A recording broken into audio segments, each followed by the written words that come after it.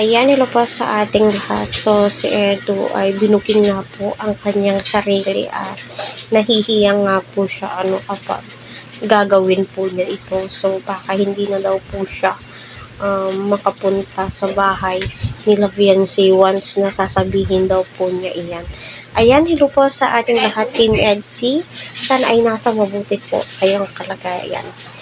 So, napakaswerte po ni Viancy, dahil andyan ang kanyang partner na napaka-supportive, grabe yung effort at ang pag-uunawa niya, although andun na din po yung pagmamahal, syempre. Aabot ba kayo sa anong part, kung hindi mo appreciate ang iyong love team, di ba? Kaya patuloy po natin supportahan si Kalinga Prop People at ang buong team Kalingap. So, napakakulit ni Edu. Tuwang-tuwa po ako habang nanonood sa pagpunta nila ng DFA. Kita mo po, totoo yung mga sinasabi ni Viancy, na makulit, caring, hindi ka ma-out of place kapag si Edu yung kasama mo. Yung tipong tawa kayo lang ng tawa, yung tipong, basta ang sarap niyang kasama sa totoo lang. Kung hindi nagsasalita si Viancy, ay my God, inulit-ulit niya hanggang makuha niya ang loob ni Viancy, diba? So, ano nga ba yun, kung bakit binuking ni Edu ang kanyang sarili? Yun, nahihiya nga po daw siya. So, panoorin po natin. Ang hirap po. Yawa po. Kaya naman, no? Pag may po kayo sasabihin. Ano kung makapagsabi ng I love you kung mama mo? Hindi pwede daw.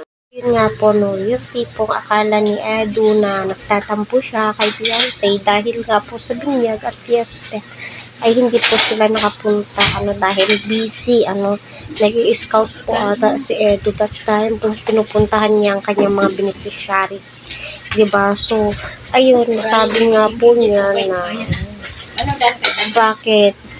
bakit di mo or di ka nagpa-contact so yun, alam naman po natin lahat na nakuglog sa tubig ang cellphone ni Viancy, so binigyan po siya ng kanyang sponsors. At ika nga po ni Viancy ay kay mama ka na lang po muna mag-chat.